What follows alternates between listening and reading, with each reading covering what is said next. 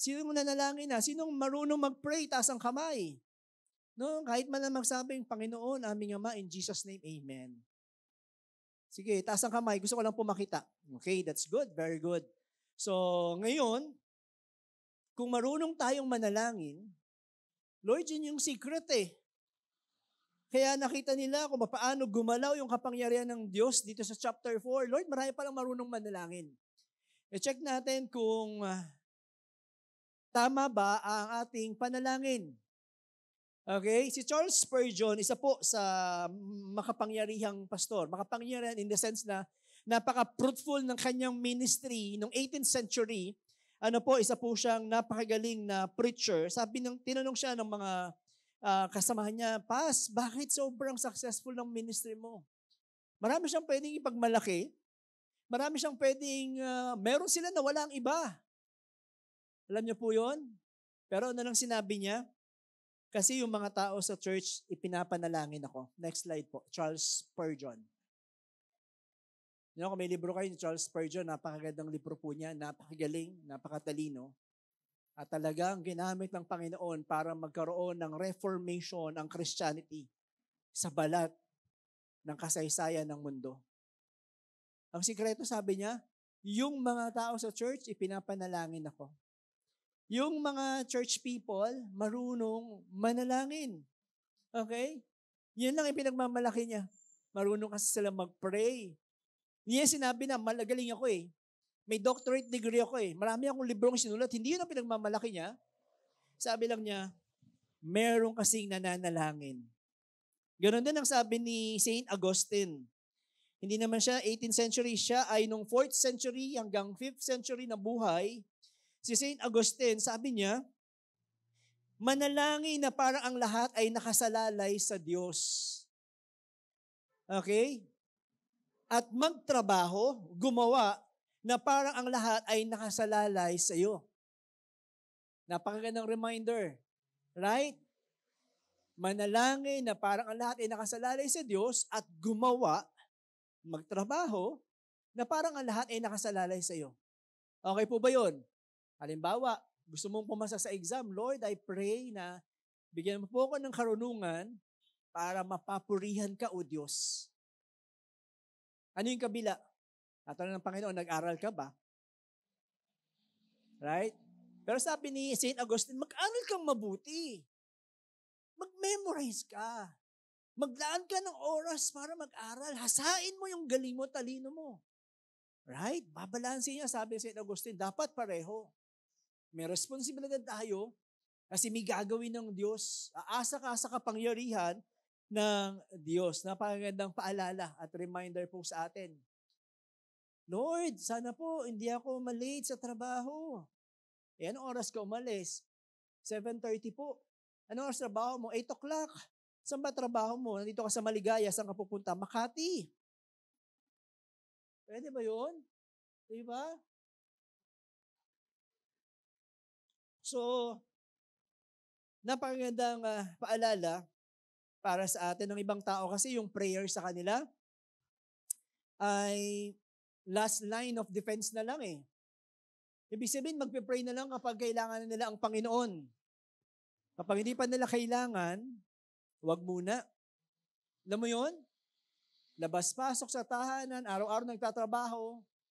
Tapos yung may nangyari sa kalsada, Lord, Panginoon, tulungan mo ako. Last line of defense na. Pwede ba, bago umalis ang tahanan, manalangin muna. Panginoon, pagpalain niyo ang biyahe ko, pagpalain niyo po ang pagpasok sa trabaho, pagpalain niyo po ang, pwede bang ganun muna?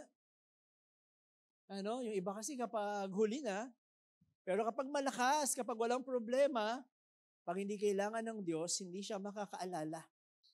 So dito po sa chapter 4, tingnan natin yung tatlong grupo ng mga tao kung paano ginamit ang kapangyarihan ng pangalan ni Kristo. Nakapokus pa rin ang chapter na ito sa karangalan, sa pagpapakilala ng kapangyarihan sa pangalan ni Kristo Jesus. Ang ministeryo ng Banal na Espiritu ay para palakasin ng simbahan at bigay kay Kristo ang lahat ng papuri.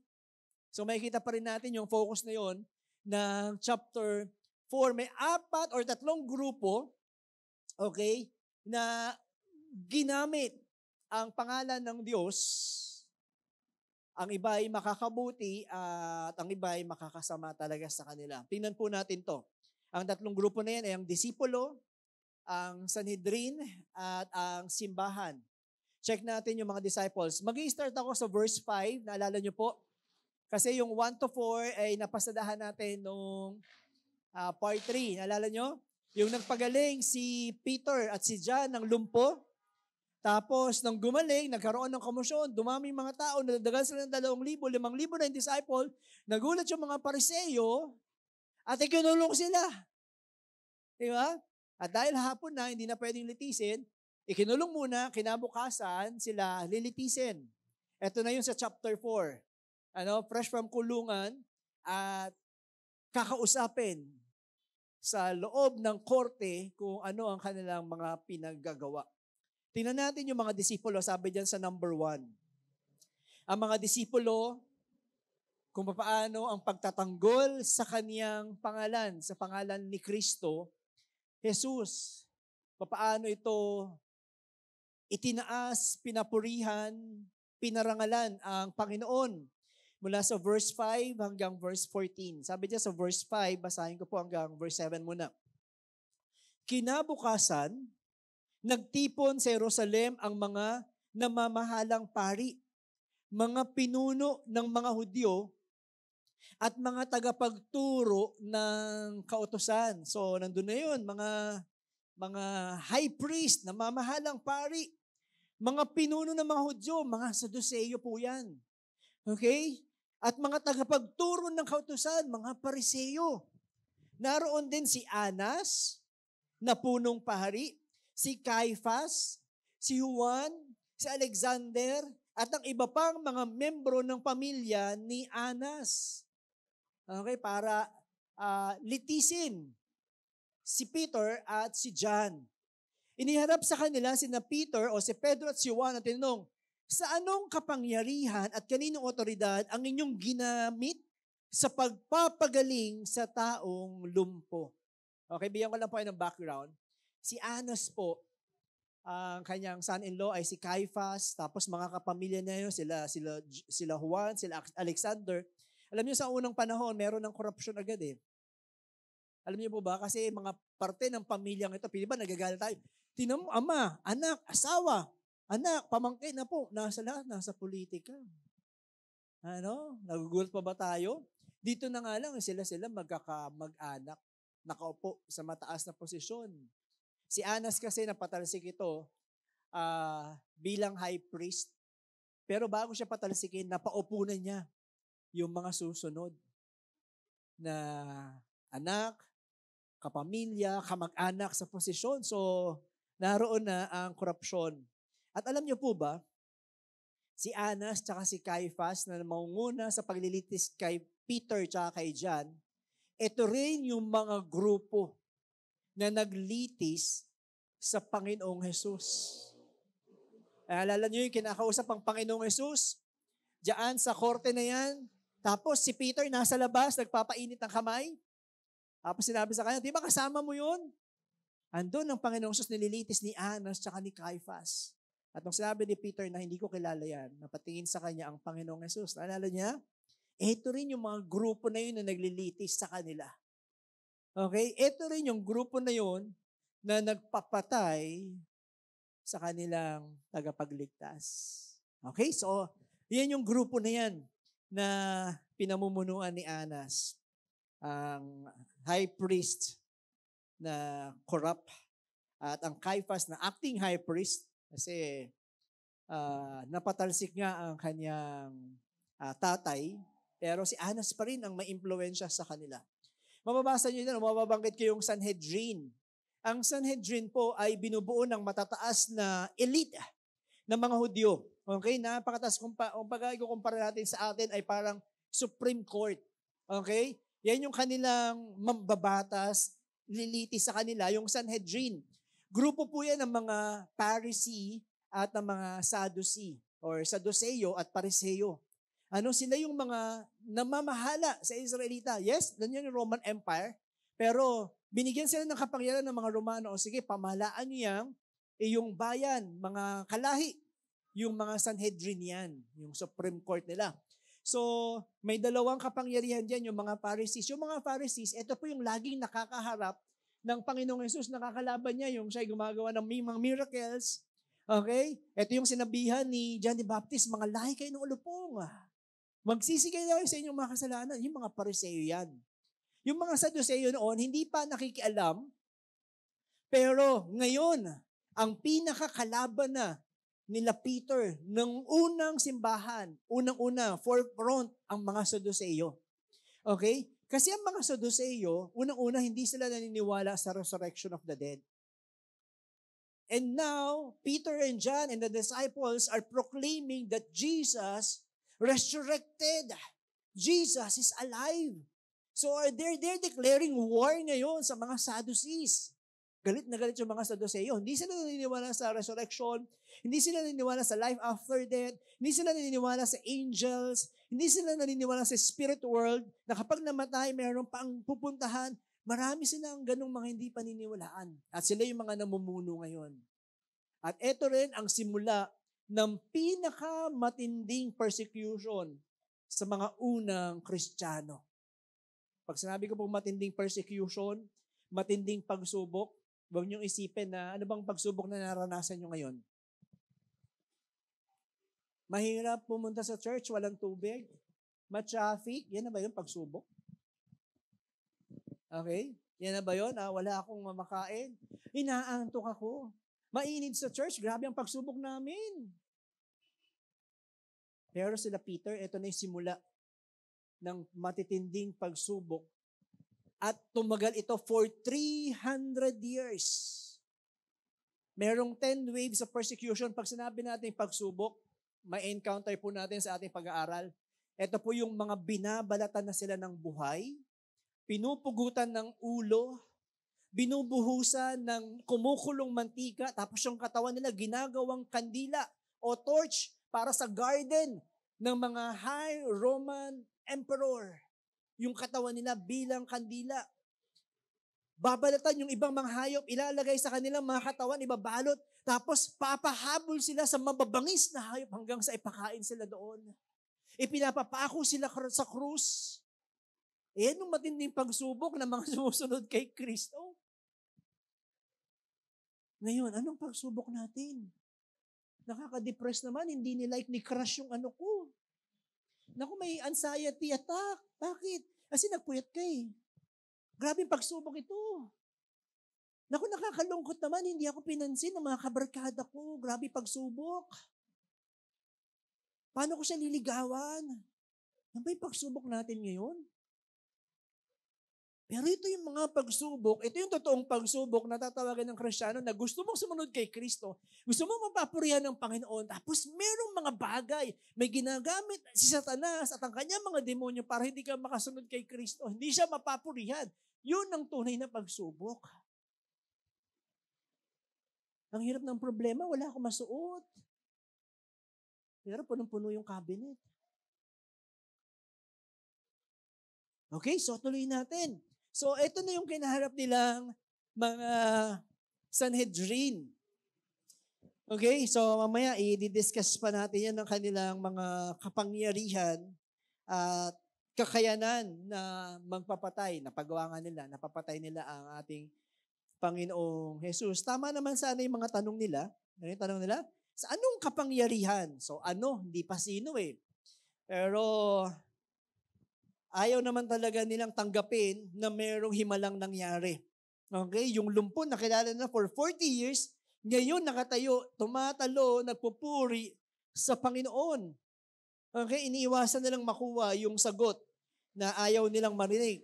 Parang gusto nilang sabihin na, hindi yan galing kay Kristo, galing yan sa demonyo, kunyari lang yan. Pero, biblically speaking, si Satanas nakakagawa rin ng miracles ha. Tandaan niyo yan. Ang anghel, pwede rin ang demonyo, pwede rin akma o magpanggap bilang anghel. Tandaan niyo yan. Okay? So, pwede rin naman, Pero hindi ito mangyayari. Bakit?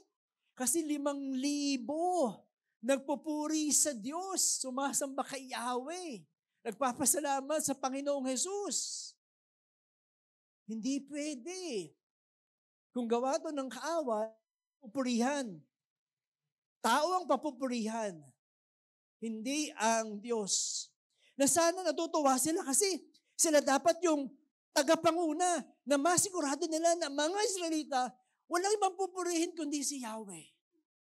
Yung tagapagligtas. Kaya lang, hindi nila nakuha, hindi nila sinubukang intindihin. Bakit? Makikita po natin dyan sa kwento ngayon. Sabi sa verse 8, sana sabayan niyo po ako sa pagbasa. Ano po? Ayan ang kailangan po natin basahin ang ating mga Bible. Verse 8, sabi diyan, si Pedro na puspos ng banal na Espiritu ay sumagot, kayong mga namamahalang pari at mga pinuno ng mga Hudyo. Okay, once again, we heard the word, nakita natin yung puspos ng banal na Espiritu. Malinaw naman sa atin yan, yung infilling and indwelling. Malinaw po, Yung indwelling, ito na yung pasimula na kung saan, napuspos or sinamahan sila ng banal na Espiritu, yung Pentecost, ibinuhos ng Diyos ang kanyang pangako na banal na Espiritu para ang pagsisimula ng simbahan, simula noon hanggang ngayon, maranasan ng lahat ang pagsama ng banal na Espiritu. Yung indwelling ay kapag tinanggap mo ang Panginoong Jesus bilang Panginoon at sarili tagapagligtas, nagtiwala ka sa Kanya ng buong buhay, sinuko mo ang buhay mo, Panginoon, ikaw na po ang maghari. Alam niyo po, yung banal na Espiritu, nananahan sa ating mga puso. Magkasama po yan. Hindi mo mapaghihiwalay ang Panginoong Jesus, ang banal na Espiritu at ang Diyos Ama. So namumuhay yan. At sabi ng Panginoong Jesus, apag niregalo ko yan sa iyo, mananatili niyan. Kailan? Hanggang kailan? Magpasawalang hanggan. I have proven my point last part. Pinakita ko yung mga verse na pangako ni Kristo, mananatili magpakailanman. Ito naman yung puspos ng banal na Espiritu. Ang tawag natin dito ay infilling. Okay? Ito yung hihilingin mo araw-araw. Panginoon, samahan niyo po. Panginoon, puspusin niyo po. Panginoon, tulungan niyo po ako. Panginoon, allow me to be sensitive, to be discerning, Panginoon, sa mga bagay na nais po ninyo. Lord, makita ko po yung mga trap ng kaaway. Lord, makita ko po yung plano, yung pintuan na binubuksan niyo para sa akin. Lord, makita ko po yung kurso. Makita ko po yung gantong mga kilos. Makita ko po yung papagawa niyo po. That's yung infilling. Hihingin mo yun araw-araw sa Panginoon. Okay po ba yun? Okay po ba tayo dyan? Inulit ko lang po yan, ha? Okay. Mamaya kasi mababanggit na naman dito. Kaya sabi niya sa verse 9 to 11, kung ang itatanong ninyo sa amin ay tungkol sa paggaling ng taong lumpo, dapat malaman ninyong lahat at ng lahat ng taga-Israel na ang taong ito na nakatayo rito ngayon ay pinagaling ng kapangyarihan ni Hesus Kristo na taga-Nazaret. Siya ang inyong ipinako sa krus at pinatay. Ngunit binuhay siyang muli ng Diyos. Si Jesus ang tinutukoy na bato sa talatang ito ng kasulatan. Ang bato na itinakwil ninyong mga tagapagtayo ng bahay. Ang siyang naging batong pundasyon.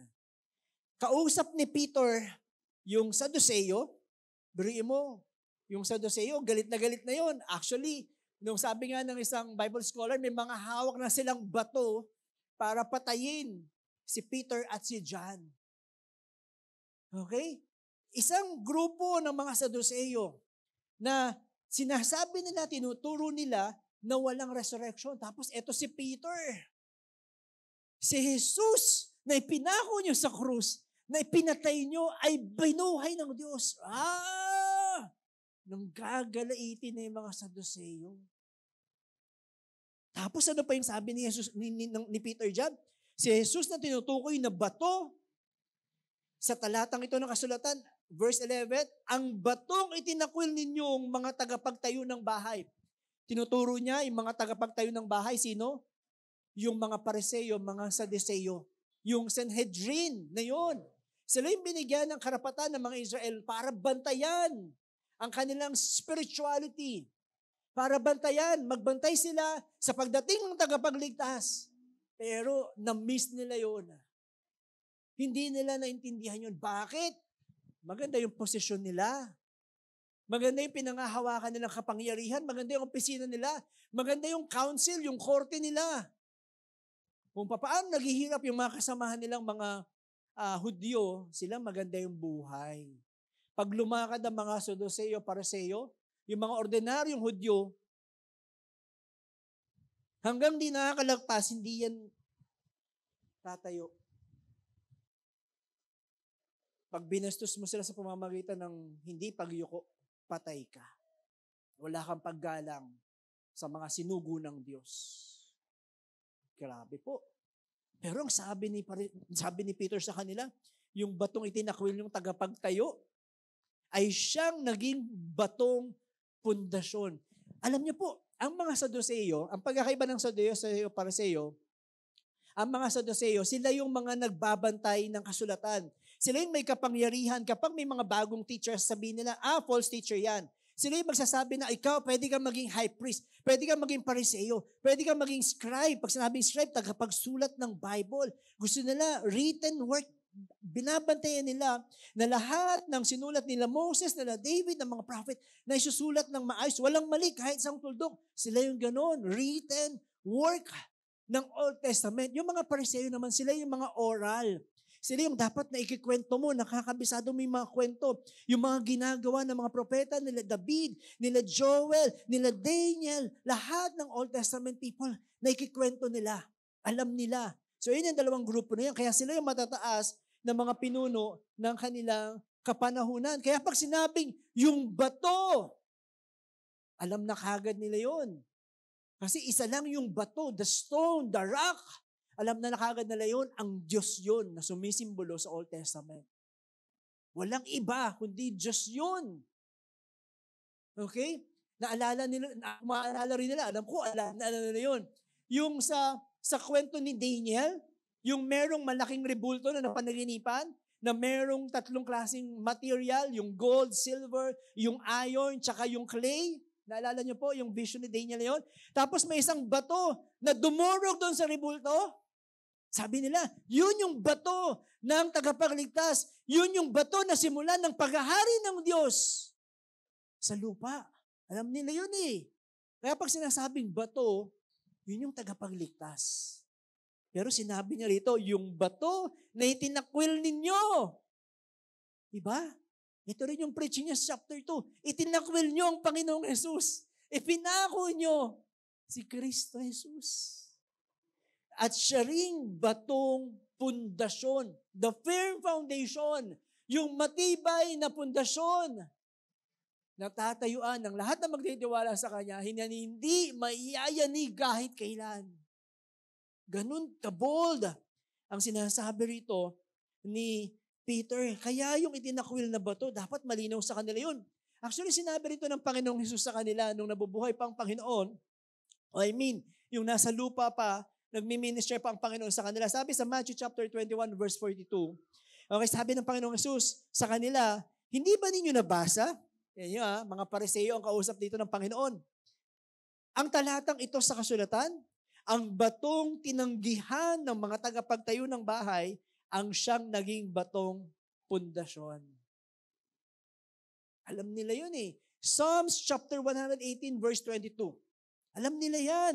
Ang batong itinakwil ng mga tagapagtayo ay siyang naging batong pundasyon. Alam nila yan. Bakit di nila naunawaan? Hanggang ngayon, mula noon, kabisado na lang, mula pagkabata, kinakabisado nila, pinag-aaralan nila salita ng Panginoon. Hanggang ngayon, pinalala sa kanila ng Panginoong Jesus, pinapaalala sa kanila ni Peter, hanggang ngayon, hindi nila maunawaan. At hindi nila matanggap. Diyan natisod ang napakaraming Hudyo. Mula sa mga Pariseo, hanggang sa mga Hudyo na nagsigawan na ipako si Kristo sa krus. Sabi ni Isaiah sa kanila. Isaiah chapter 8, verse 14 to 15. Ito ang sinabi ni Prophet Isaiah. Ako ang magiging kanlungan ninyo. Pero sa mga taga-Israel at taga-Huda, katulad ako ng isang batong naging katitisuran sa mga tao at nakapagpapadapa sa kanila. At para sa mga taga-Jerusalem, para akong isang bitag. Marami sa kanila ang matitisod, madadapa at mapapahamak. Masisilo sila at mahuhuli. Bakit? Sila sana yung tagapagtayo ng bahay eh. Sila sana yung tagapagbantay.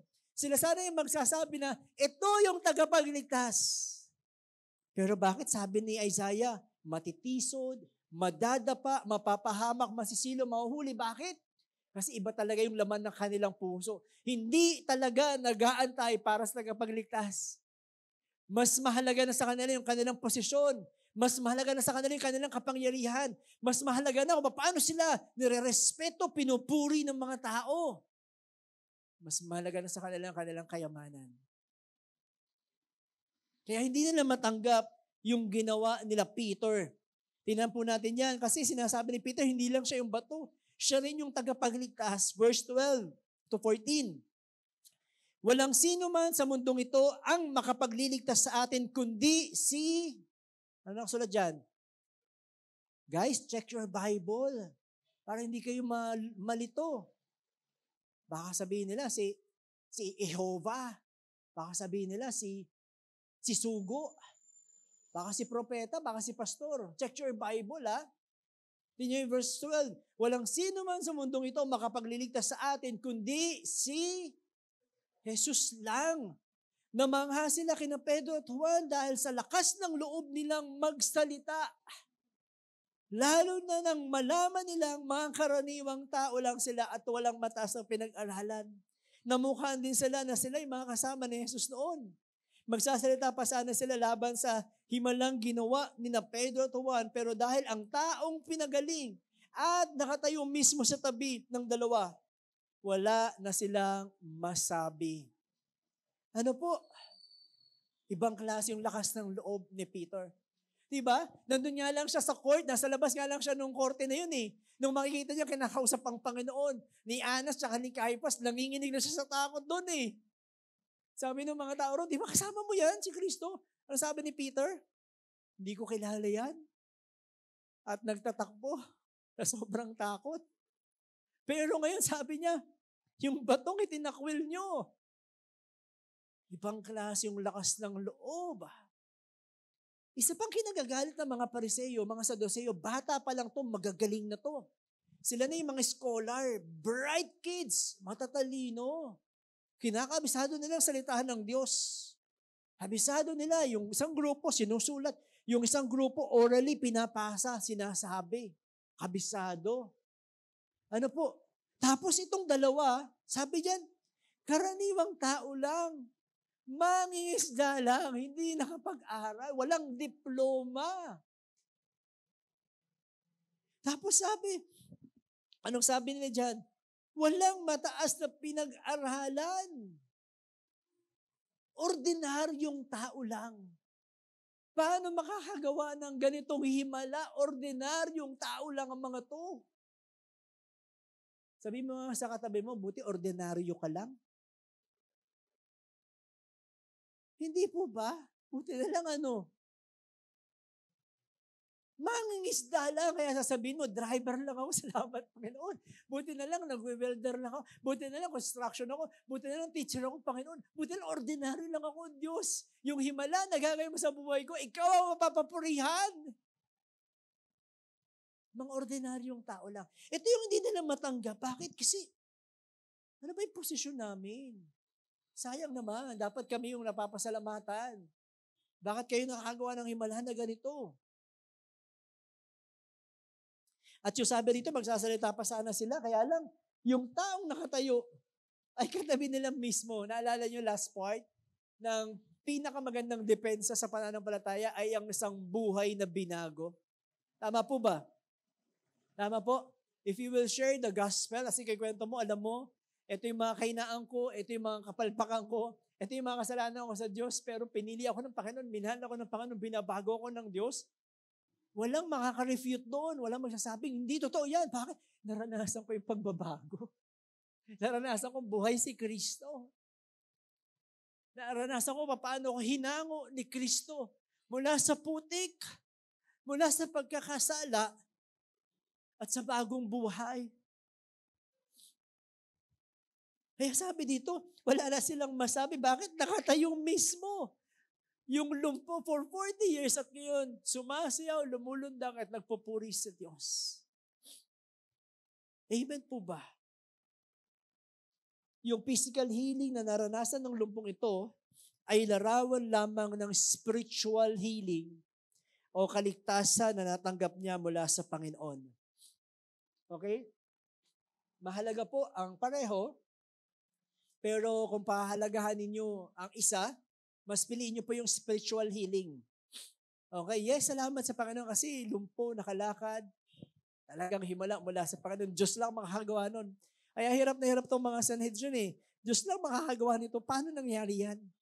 That's a physical healing. Yes, we pray for healing sa church na ito, pero lagi nyong naisin, lagi nyo ipanalangin, Panginoon, magkaroon ng spiritual healing. Amen po ba? Kaya kung may pagpipray kayo na tao, anak, pamilya, mahal sa buhay, Lord, kaligtasan para sa kanyang kaluluwa. Lord, kagalingan mula sa anumang gawa, plano, o kasalanan na meron. Lord, bagong buhay ang ipagkaloob po sa Kanya. Amen po ba? Kasi hindi mo ipagmamalaki na kahit gaano ka kalakas, kahit gaano ka kagaling, kahit gaano ka kakumpleto, wala man ikaw sakit at karamdaman, kung ang kaluluwa naman ay patay sa harapan ng Diyos, wala ring kwenta ang lahat ng bagay. Ano pa, kung wala naman tayo ng anumang may pagmamalaki tulad ng iba, pero alam naman po natin na buo ang ating kaluluwa dahil ang banal na Espiritu ni Kristo ay nasa atin. Nasa iyo ang lahat ng kayamanan ng langit at maging ng lupa sa susunod. Amen po ba? Kasi itong taong to, yes, nakalakad siya, gumaling siya, pero namatay rin naman. Pero ang pinagpapasalamat niya, Panginoon, ngayon, nakatayo na ako sa matibay na pundasyon at nagpupuri sa inyo. Yan po yung lagi nyo ipagpapasalamat. Hindi po kayo mahadlangan o ng pagtitiwala sa Panginoon. Lord, bakit sila? Bakit ganyan? Kaya tutuwa ako lagi kapag every time I remember Kuya Puloy. Yung naputol yung kanyang paa dahil sa isang aksidente. Iniipon ko pa yung lakas ng loob, paano siya ipapanalangin, paano siya i-comfort. Pero yung sinabi niya, unang salita na sinabi niya, Pas, maraming salamat sa Diyos. Pero kayo mo yun? Na pwedeng mamatay, pero nagpupuri sa Panginoon. We have cancer patients, albay. Pero nung pagpunta namin sa bahay, napakabuti ng Diyos. Pero may taning ang buhay. May cancer. Salamat sa Panginoon. Kung paano nagkaroon ng Mighty One Albay, siya yung ginamit ng Panginoon para magkaroon ng Bible study sa bahay. Mayroong mga bata na tinuturuan lumago. Ngayon, 4 na leader ng simbahan ng Albay. Kahit walang pastor, gumagalaw ang simbahan doon. Tapos yung nagpasimula na yon, may cancer, may taning. Pero alam mo yung marinig sa boses niya, napakabuti ng Diyos. Na-imagine niyo po ba yun? Ngayon, ano ba yung problema ninyo? Paano natin iharap doon? Paano natin ditimbangin yung pagiging Kristiyano? Yung pagsubok na meron tayong kinakarap araw-araw. Yan ba yung pagsubok talaga? O minsan kagagawa na rin lang natin. Paano natin titimbangin ngayon? Lord, totoo ba ako maglilingkod sa iyo? Totoo ba ako nagpupuri sa iyo? Handa ba ako, Panginoon, sa lahat ng pagkakataon para mapapurihan ka? Sabi rito nila ni Peter at ni John, mas mahalaga yung spiritual na kagalingan na naranasan ng taong ito Kasi ginamot ng Panginoon yung sakit niya sa kasalanan. Ano ang magagawa ng magaling kung hindi naman nawawala ang kanyang sakit na kasalanan? Amen po. So you pray first, Lord. Ilumin mo yung puso ko, O Diyos. Napakaraming pagkakasala, napakaraming sumpa, napakaraming pait, napakaraming lason ng kaaway ang naitanim sa puso na ito. Panginoon, tanggalin mo po ang lahat ng iyon at gawin mo akong buo. Amen po. Kaya napakahalaga ng pagpapahayag ni Peter at ni John kung paano nila nakikita. Kasi, alam mo yun, yung matataas na tao, nasa harapan nila, pero ang lakas ng loob nila na kahit anong mangyari, sasabihin namin ang katotohanan. Okay? Nakita natin yung mga disipulo. Nakita natin kung paano nila pinagtanggol, pinanghawakan na sila ay tunay na tagasunod ni Kristo. Pangalawang, mga grupo ng tao, tingnan natin ang mga Sanhedrin. Okay? Kung paano nila sinalungat ang pangalan, nilabanan. Okay? Ang pangalan, ang kapangyarihan ng pangalan ng Panginoon. Mula sa verse 15 hanggang verse 22. Okay? Tingnan natin yung problema rito. Verse 13, ulitin ko, verse 14. Namangha sila kina Pedro at Juan dahil sa lakas ng loob nilang magsalita. Alam mo yon?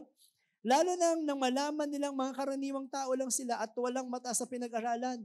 Namukhaan din sila na sila ay mga kasama ni Jesus noon. Magsasalita pa sana sila laban sa himalang ginawa ni Peter, ni Pedro at ni Juan, pero dahil ang taong pinagaling ay nakatayo mismo sa tabi ng dalawa, kaya wala na silang masabi. Ano?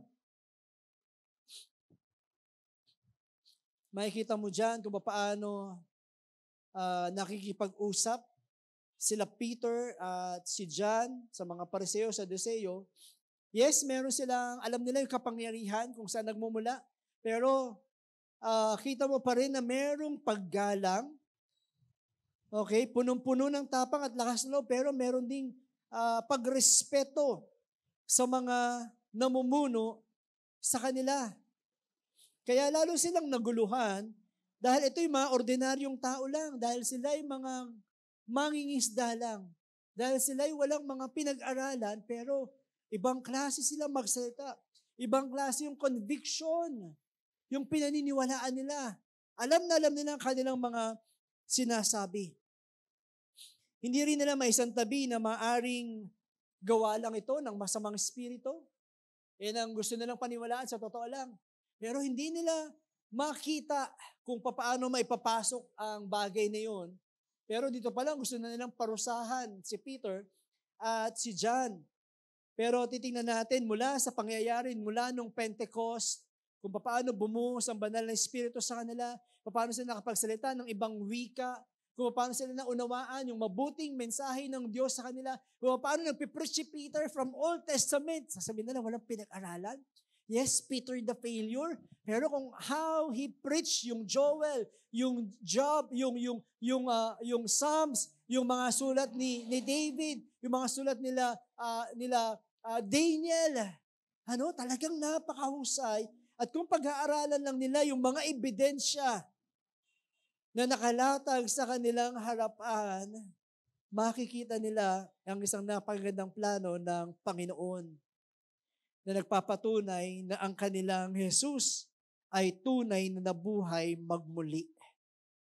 Pero dahil sa mga Sanhedrin ito, sabi niya sa verse 15 and verse 16, kaya pinalabas muna nila sina Pedro at Juan sa kanilang pinagtitipunan at nag-usap-usap sila. Sinabi nila, ano ang gagawin natin sa mga taong ito? Sapagkat kumalat na ang balita sa buong Jerusalem na nakagawa sila ng himala at hindi natin ito maikakaila. Gusto pa nilang pagtakpan eh.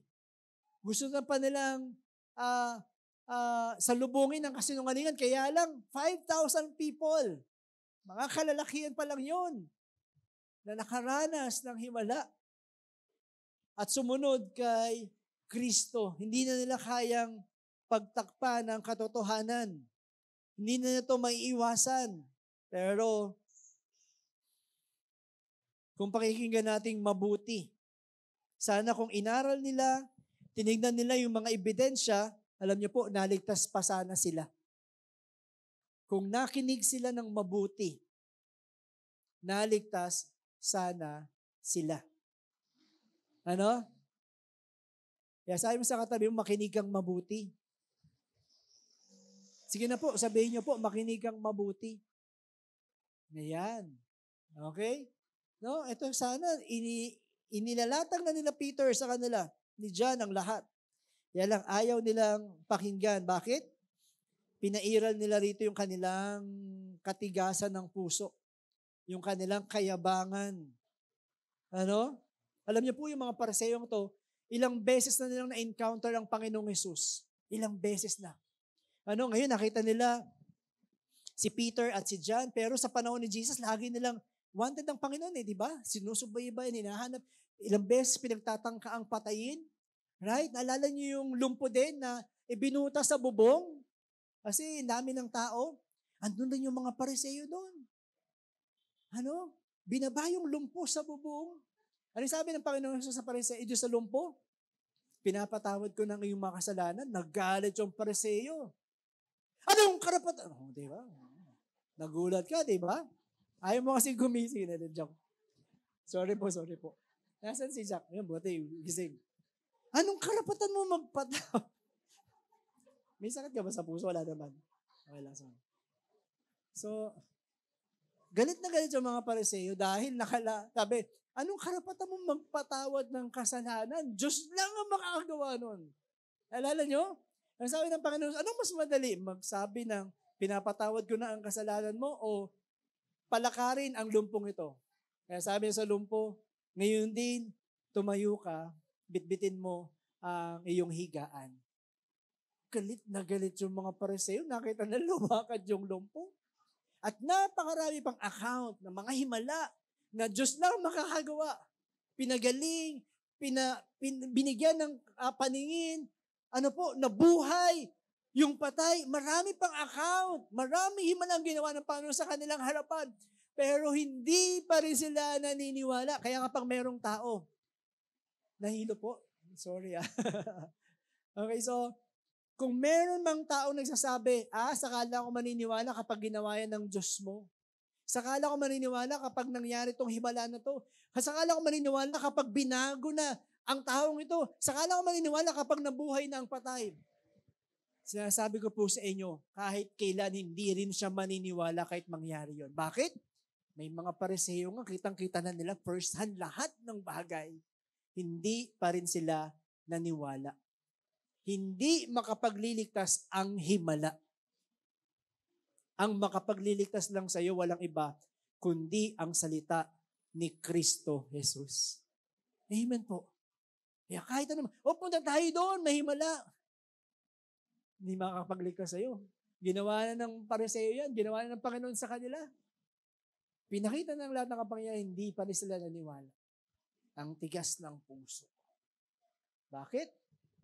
Yun ang kanilang laman, yung kanilang kayamanan, yun ang kanilang inaasam-asam.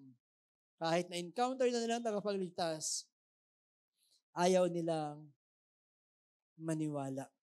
Verse 17, kaya para huwag nang kumalat ang kanilang pangangaral sa mga tao. Balaan natin sila. Biruin mo po yun medyo magaan pa ang word na ito. Balaan natin sila. Pero sa totoo lang, death threat po ito. Okay? Death threat po ito. Balaan natin sila na huwag nang magturo tungkol kay Jesus. Ano po, kasi makikita mo sa kaysasayan, after nito talagang samot-saring pagpapahirap na sa lahat ng susunod kay Kristo. Balaan natin sila. Sabi sa verse 18, pinatawag nila si Pedro at si Juan at sinabihang, huwag nang magsalita, magturo tungkol kay Jesus. Yan ang kanilang, alam mo nang mangyayari kapag nagpatuloy ka dyan. Sabi ng Sanhedrin, sabi ng korte, alam mo nang mangyayari sa iyo. Alam niyo po, ang mundong ito, takot sa kwento ng bagong buhay. Yun ang ginagawa ni Satanas for 1,000 years. Mula pa lang noon, sa panahon nila Peter, sabi niya, huwag mo nang ikakwento ang Panginoong Hesus Ayoko nang marinig yan. At napaka-successful ni Satan hanggang sa panahon natin ngayon. Yun ang gusto na mangyari ng kaaway. Huwag mong ikwento ang Panginoong Hesus. At hanggang sa panahon ngayon, napaka-successful ng kaaway. Bakit? Sabi nga sa generation natin, dito makikita yung mga silent Christian. Mga silent witnesses. Mga hindi mo alam na, alam mo yon, Christian pala. Ha? Ang tagal na natin magkaklase, 4 na taon. Ngayon ko lang nalaman, Christian ka pala. Ang tagal na natin sa trabaho. Nagulat pa, Christian ka pala. Bakit? Kasi silent witness lang siya. Ayaw niyang ipaalam.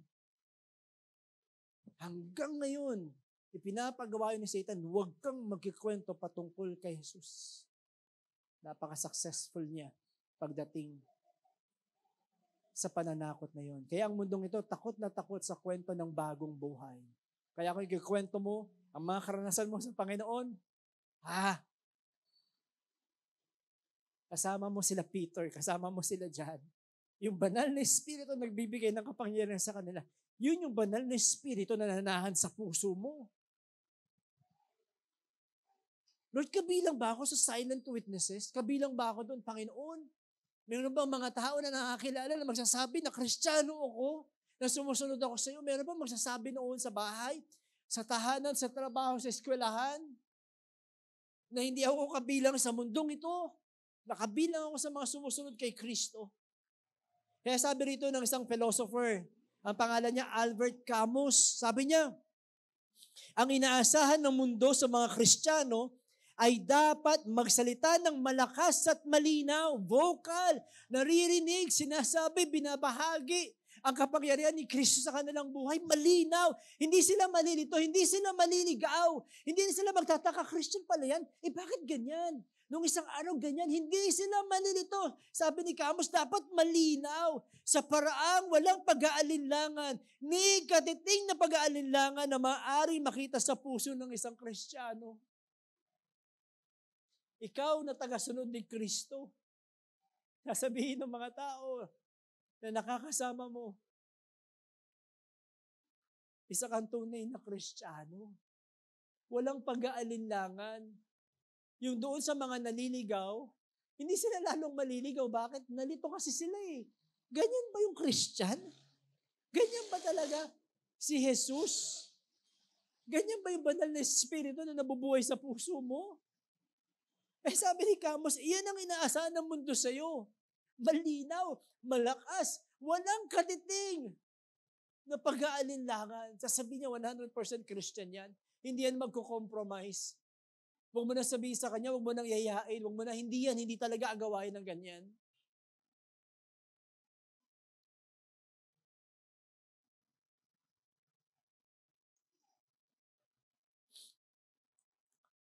Kaya nung sinubukan patahimikin yung mga unang Kristiyano, mula sa 120, mga taong nanalangin, naging 3,000 sa araw ng Pentecost. At ngayon, sa chapter 4, 5,000 mga disciples, tagasunod ni Kristo, Jesus. Hindi kayang patahimikin. Hindi sila kayang patahimikin. Verse 19, pero sumagot sina Pedro at Juan, isipin nga ninyong mabuti kung alin ang tama sa paningin ng Diyos. Sabi kasi nung mga Pariseo, tumahimik na kayo. Sabi ni Peter, isipin nga ninyong mabuti kung alin ang tama sa paningin ng Diyos. Ang sumunod sa inyo o ang sumunod sa Diyos. Hindi pwedeng hindi namin ipahayag ang aming nakita at narinig. Pero mahigpit pa rin silang binawalan na mangaral bago sila pinakawalan. Gusto sana silang parusahan ng 2. parusahan ng dalawa. Pero hindi nila magawa. Natatakot sila sa mga tao dahil pinupuri nila ng mga ito ang Diyos sa nangyaring himala. Sapagkat ang taong pinagaling sa pamamagitan ng himala ay mahigit ng 4 na taon ng lumpo. Galing. Yes, may masamang plano, may masamang balak. Gusto silang parusahan, pero sige, wag muna ngayon kasi 5,000, medyo marami-rami yan. Magkakaroon ng civil unrest, mapapahamak tayo sa mga Romans, kahit tayo mapapahamak. Kasi hindi natin kaya silang kontrolin, tahimik lang muna tayo. Kukuha tayo ng tiyempo. Pero sabi ni Peter, hindi kami pwedeng manahimik dahil nakita namin at naranasan po namin ang kapangyarihan ng pangalan ni Kristo Jesus. Kaya yung mga Sanhedrin dito, wala silang magawa, kundi manakot na lang. Pero yung sabi ni Peter, ano yung makikita natin sa buhay na Peter? Obeying Jesus at any cost. Sabihin nyo nga po, obeying Jesus at any cost. Medyo madaling sabihin, ano po? Pero kung iuukit mo yan sa isipan at sa puso, napakaraming sakripisyo niyan. Napakaraming laban yan. Pero sisiguraduhin naman ng Panginoon ang kanyang pagsama at kapangyarihan para sa iyo. Mahirap po yan. Obeying Jesus at any cost. Susunod kay Kristo kahit anong kapalit. Yun ang pinapakita ni Peter. Kasi nakita niya, pinatay niya ang Kristo Yung dalawang to. Pero sabi niya, hindi pwede. Kanino ako susunod? Saan mas tama? Sumunod sa inyo, sumunod sa Diyos. Kaya ba natin yun? Or dahil takot tayo sasabihin ng ibang tao, dahil takot tayo sasabihin ng mga barikada, ng mga kaeskwela natin, yun ang ginagawa nila. Naku, hindi na ako magiging in. Naku, hindi na sila magpa-follow sa akin. Nakabaka-isipin nila, weird ako. Nakabaka-isipin nila, hindi ako sumasabay sa uso. Kaya ba natin talagang gawin yun? Obeying Jesus at any cost, kaya ba natin ipagpalit yung mga bagay para lang makasunod sa Panginoon? Kaya ba natin yung sakripisyo na yun? Mga bagay na minamahal ng mundong ito, itatakwil mo kasi mas mahal mo si Kristo? Mga bagay na pinapahalagahan, kinababaliwan, pinag-aagawan ng mundong ito? Kasi mas mahal mo si Kristo? Napakahirap bang magdesisyon sa bagay na yun? Paano ka mamimili? Ito ba ay tama o ito ay ginagawa ng karamihan sa ngayon? Kanino ko dapat sumunod, sa Diyos o sa inyo? Yung iba, tingin nila tama sila, kaya ginagawa nila yung mga bagay na akala nila tama. Lalo na kapag may anak, Christian, tapos yung magulang hindi. Meron akong mga narinig na kwento na yan, yung mga anak, hindi sumusunod, hindi nagre-respeto, hindi nagpapasakop. Kasi tingin nyo, Christian kayo, yung magulang nyo hindi. Yung tatay ko naman uuwi ng lasing Yung nanay ko hindi nag-aalaga Sila naman may kasalanan O magulang sa anak o asawa, ba't ako magpapasakop dyan? Wala naman yan Wala naman tulong yan sa bahay. Ito ba yun sinasabi ni Peter na kanino ako susunod? Sa Diyos o sa iyo? Ito ba yun? Nalilito ba kayo dito noon pagdating sa bagay na yan? O sasabihin nyo pa, meron kasi mga account sa Bible na hindi sumunod ang mga tagasunod ng Diyos sa government. Okay, pinakamataas na katungkulan na. Yung mga midwife sa Exodus chapter 1, hindi sumunod sa government. Yung nanay ni Moses, hindi sumunod sa government. Okay? Si Daniel, hindi sumunod sa emperor. Right? Yung mga kaibigan ni Daniel, 3 kaibigan, hindi rin sumunod. So ito yung mga minsan ginagamit nila, hindi ako susunod. Sila nga hindi sumunod Okay, hindi sumunod yung mga midwife. Bakit? Kasi yung pinag-uutos ng government, patayin ang lahat ng bata. Naalala niyo po yun? Patayin ang lahat ng sanggol ng mga Israelita. Susunod ba yung midwife? May takot kay Yahweh? Yung nanay nga ni Moses, hindi sumunod eh. Anong ginawa niya kay Moses? Naalala niyo yung kwento? Binalot sa lampin yung kanyang anak, pinaagos sa ilog. Right? Bakit? Kasi pinapatay ang anak niya eh. Si Daniel, bakit di siya sumunod? Kasi ipinapakain sa kanya yung pagkain na inalay sa mga Diyos-Diyosan. Kaya magaling si Daniel kasi kinakain niya yung mga inalay sa Diyos-Diyosan. Lahat kayo susunod sa Diyos-Diyosan. Sabi ni Daniel, kakain yan kahit anong gawin ninyo. Yung mga kaibigan, hindi sumunod. Sabi niya, itapon niyo na kami sa pugon, pero hindi kami sasamba sa Diyos-Diyosan. Yun ba yung nangyayari sa buhay, sa tahanan, sa school, sa trabaho? Ay ayaw yung sumunod? At sinasabi niyo, Christian ako eh. Susunod ako sa Diyos. Hindi po yun yung biblical na paraan at katuruan. Ano po?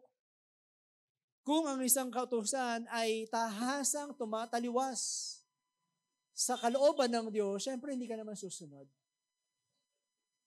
Pero kung sa magulang na pinapanalangin mong maligtas, sa isang kapatid, sa isang asawa, sa isang anak, ako ba, titigas ang ulo mo, mapupunta ka sa impyerno.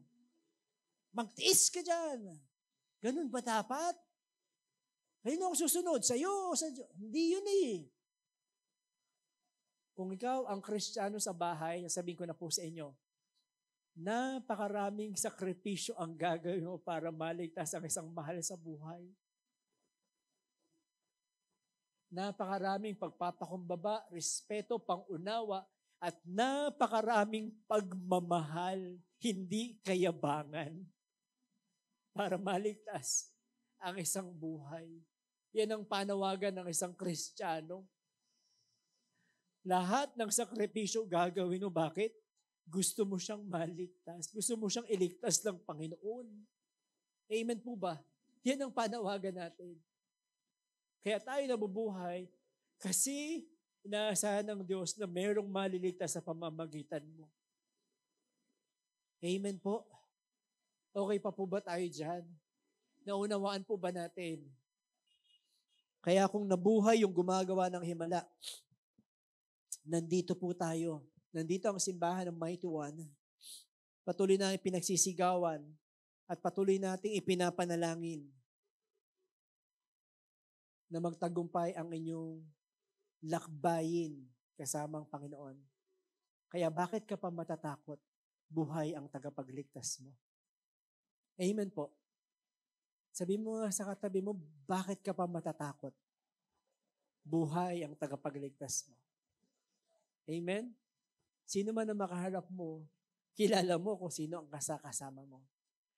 Ang Panginoon, ng lahat ng Panginoon, at ang Hari ng lahat ng Hari. Okay, last. Ang grupo ng mga Kristiyano, ang simbahan. Paano ginamit ang kapangyarihan ng Panginoon? Paano sila nagtiwala? Paano sila tumawag sa kapangyarihan ng pangalan ni Kristo Jesus? Basahin mo na hanggang 31, okay? Samahan niyo po ako. Last batch po ito ng verses. 23 hanggang 31. Nang pinakawalan na sina Pedro at Juan, bumalik sila sa kanilang mga kasamahan. At ibinalita nila kung ano ang ibig sabihin ng mga sinabi ng mga namamahalang pari at mga pinuno ng mga Hudyo. Nang marinig yun ng mga mananampalataya, anong nangyari? Ano sabi dyan? Nanalangin sila sa Diyos. Sinabi nila, Panginoon na makapangyarihan sa lahat, kayo po ang lumikha ng langit, ng lupa, ng dagat at lahat ng mga nasa mga ito. Nagsalita kayo sa pamamagitan ng aming ninunong si David na inyong lingkod. Sinabi niya sa patnubay ng banal na Espiritu, bakit matindi ang galit ng mga bansa? Bakit sila nagpaplano ng mga wala namang patutunguhan? Ang mga hari at mga pinuno sa mundo ay nagsama-sama at nagsipaghanda sa pakikipaglaban sa Panginoon at sa kanyang Kristo. Natupad na ngayon ang sinabi ninyo noon dahil dito mismo sa Jerusalem, ang mga Hudyo at ang hindi Hudyo pati si Haring Herodes at si Gobernador Pilato ay nagkaisang kalabanin ang inyong banal na lingkod na si Jesus na inyong pinili na maging hari. Sa kanilang ginawa, natupad na ang inyong balak noon. At ito'y nangyayari ayon sa inyong kapangyarihan at kalooban. At ngayon, Panginoon, pinagbabantaan nila kami. Tulungan niyo kami na inyong mga lingkod na maging matapang sa pangangaral ng inyong salita. Okay? Ibang klaseng panalangin na-imagine niyo po yung panalangin ha. I hope nakukuha niyo po yung panalangin nila. Ulitin ko na yung verse 29. At ngayon, Panginoon, pinagbabantaan nila kami. Tulungan niyo kami na inyong mga lingkod na maging matapang sa pangangaral ng inyong salita. Ipakita niyo ang inyong kapangyarihan. Lubin niyo na sa pamamagitan ng kapangyarihan ni Jesus na inyong banal na lingkod ay mapagaling namin ng mga may sakit at makagawa kami ng mga himala at mga kamangha-manghang bagay. Pagkatapos nilang manalangin, nayanig ang bahay na kanilang pinagtitipunan. Silang lahat ay napuspos ng banal na Espiritu at buong tapang na nangaral ng salita ng Diyos. So yung nangyari, may pagbabanta, pinagbabantaan nila kami, may death threat, okay, malinaw na pag-uusig para sa kanila, may masamang plano ang nasa kapangyarihan para sa kanila. Ibang klase ang kanilang panalangin. Actually, ang panalangin nito, yung sinasabi niya, nakasulat sa inyong kasulatan. Mula ito sa Psalms chapter 2. Okay, ang panalangin nila. No, mababasa niyo yan, yung panalangin ni Peter mula sa Psalms chapter 2. Ngayon, nung pinauwi na sila, nung pinalaya na sila, saan po sila tumakbo? Ayon sa kwento? Saan sila pumunta? Ha? Sa barangay? Saan po? Sa kanilang mga kasamahan, kasimbahan. Tapos anong ginawa po nila? Nanalangin po sila. Yung araw na yon, yun yung kanilang prayer meeting. Napansin niyo po ba yon? Isa sa napakagandang halimbawa ng unang simbahan. Kapag mayroong pagsubok, kapag mayroong pinapagawa ang Panginoon, ano ang unang takbuhan? Panalangin. Bahay panalanginan. Oras para manalangin. Ito yung tinuturo ng Panginoon sa atin na sana sundin ng mga susunod na simbahan hanggang sa mga oras ito. Doon po sila nagsimula. At doon ay babahagi ang mabuting balita ng kaligtasan. Yes, napakaraming naliligtas libo-libo. Yes, mayroong pagsubok na nangyayari. Bakit? Kasi gusto nila makasunod sa kalooban ng Diyos. Pero sabi dyan, pagkatapos nilang manalangin, nakikita nila ang himala ng Panginoon sa kanilang kalagitnaan. Ang tanong, tayo po, kailan tayo attend ng prayer meeting? Ayan na, dadada. Sino rito yung kahit kailan di pa nakapag-attend ng prayer meeting? Huwag na magtaas ng kamay. Kailan po ba tayo attend? Kapag may oras? Kapag bakante yung schedule? Kapag medyo sinisipag? Ay naku, umuulan. Sana i-announce si Pastor Sara na wala na munang prayer meeting. Umuulan kasi.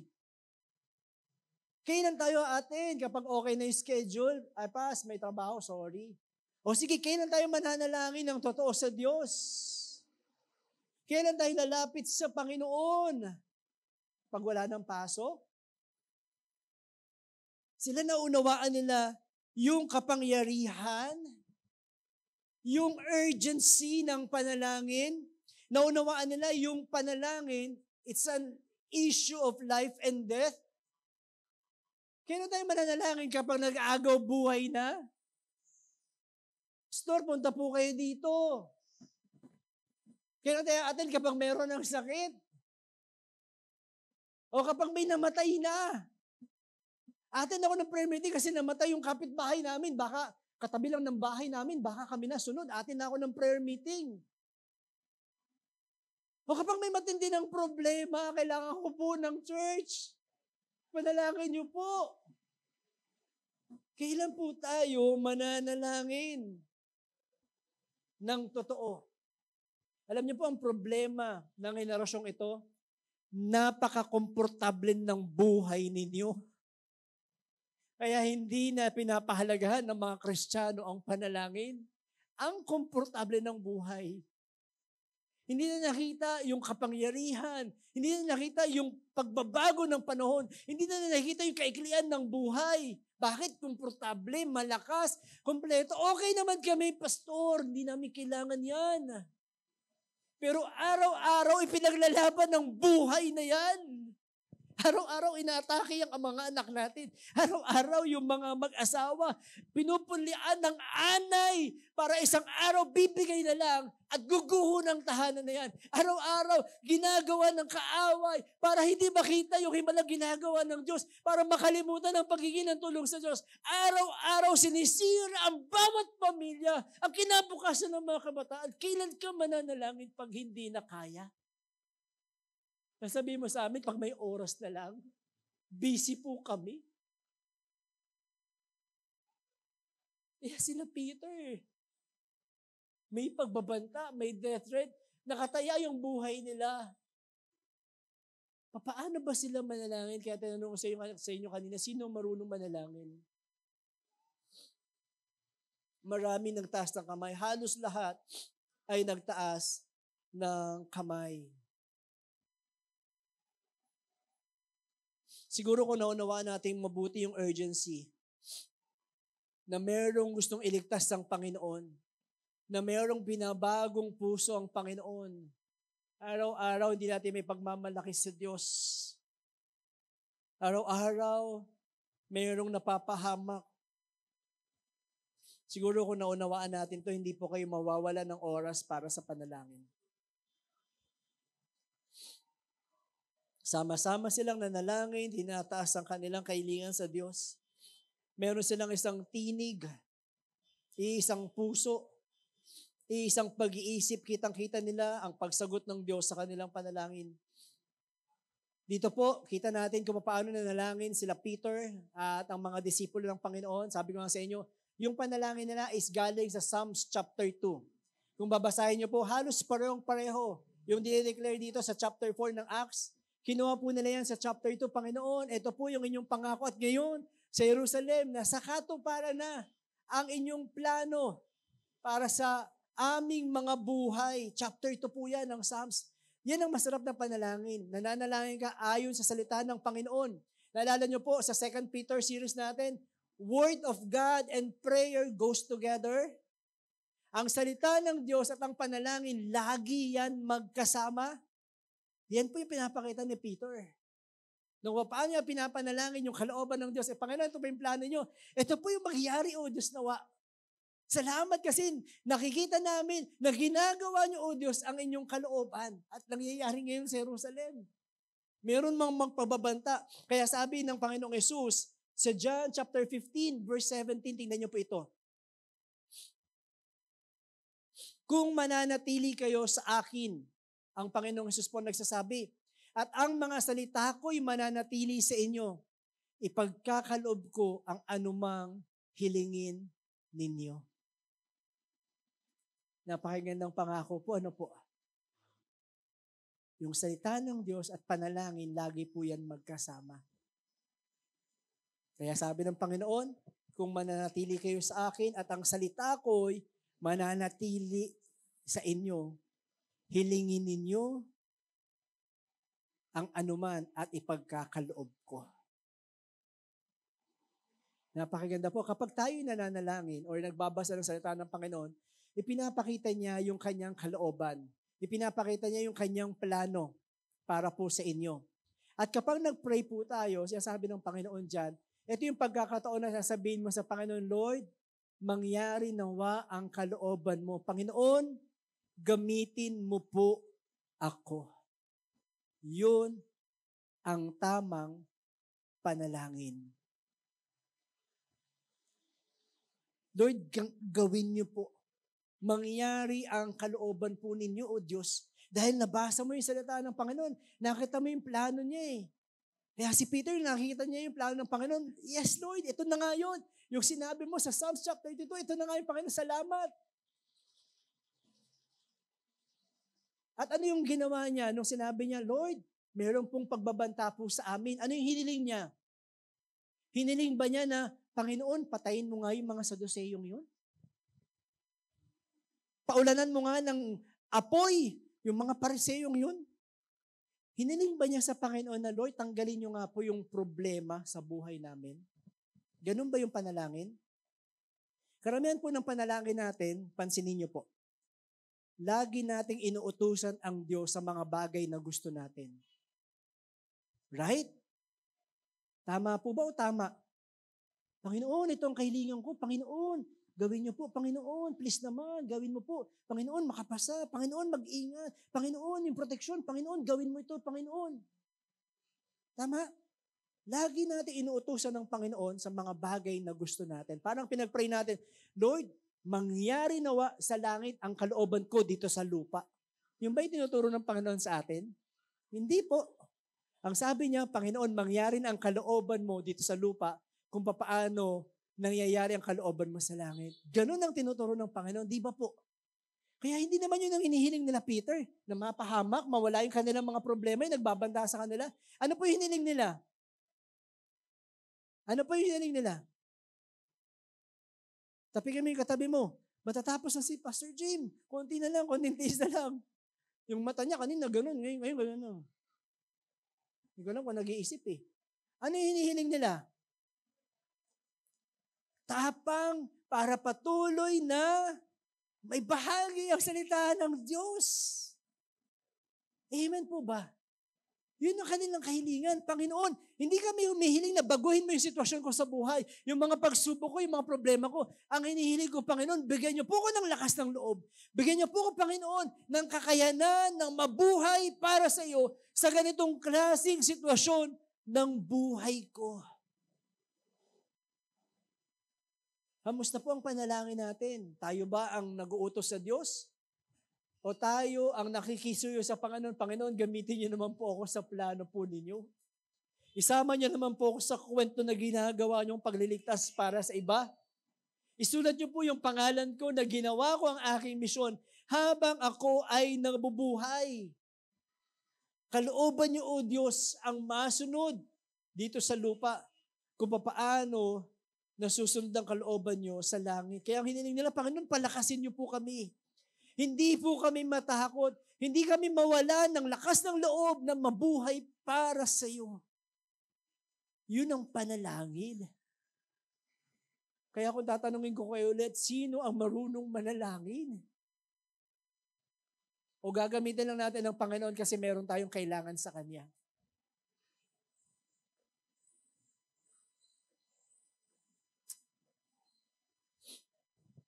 Kung naunawaan mo na ang isang Diyos na katulad niya ay perpekto, ang kanyang mga plano, ang kanyang likha ay perfect, lahat ay ginawa ng Panginoon na napakaganda.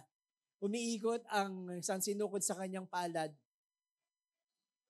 Sa tingin ko, mas maunawaan mo kung paano manalangin. Humingi sila ng kapangyarihan, hindi para takasan ng problema, hindi para mawala ang problema, kundi para magawa nila ang kalooban ng Diyos. Ang ganda po ng sinasabi ni Philip Brooks.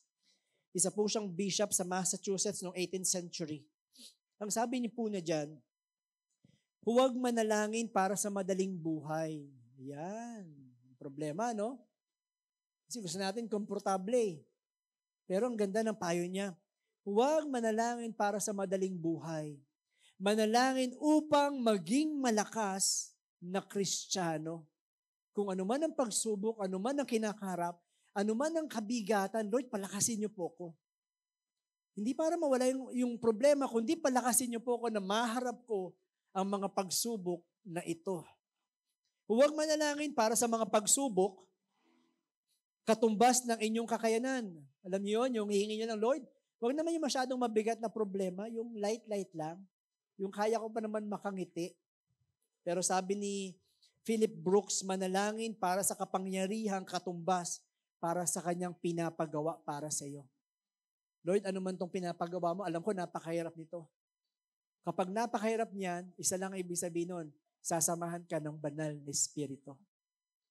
Kapag madali lang yung problema mo, hindi yan yung buhay na pinapatahak sa iyo ng Diyos. Amen po ba?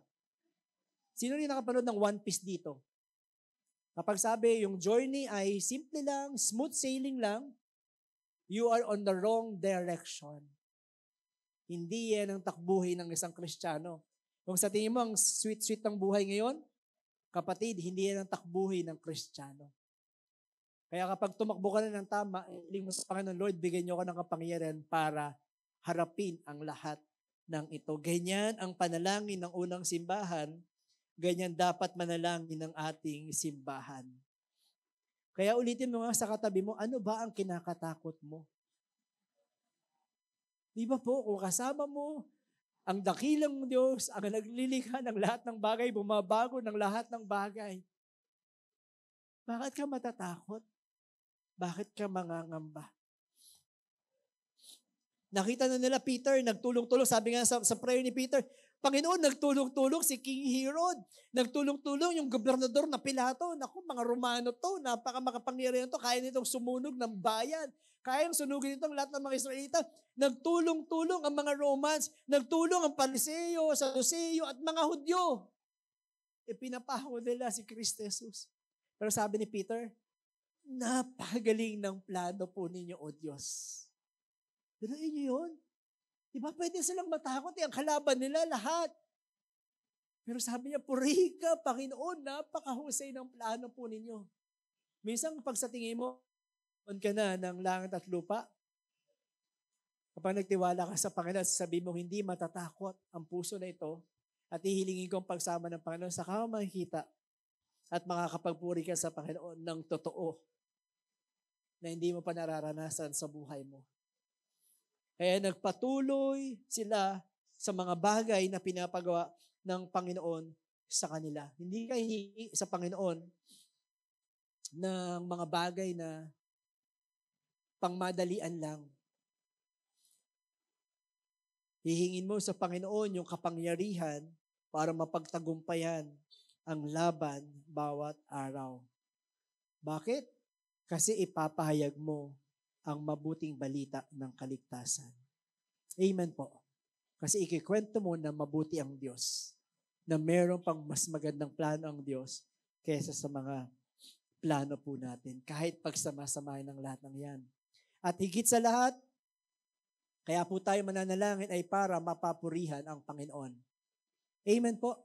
Para mapapurihan ang Panginoon. Sinasagot ng panalangin, kapag ang laman ng puso natin, Lord, isa lang, mapapurihan ka sa lahat ng ito. Hindi man namin nakikita na maganda, may pagluha man, may paghihirap man, may marami mang sakripisyo, pero isa lang ang panalangin namin, O Diyos, sa lahat ng ito. Lord, mapapurihan ka sa lahat ng yan. Kaya ang sagot ng Diyos, pagkatapos silang manalangin, nayanig ang bahay na kanilang pinagtitipunan, silang lahat ay napuspos ng banal na Espiritu at buong tapang na nangaral ng salita ng Diyos. Amen po. Sige po, tayo pong lahat ay tumayo.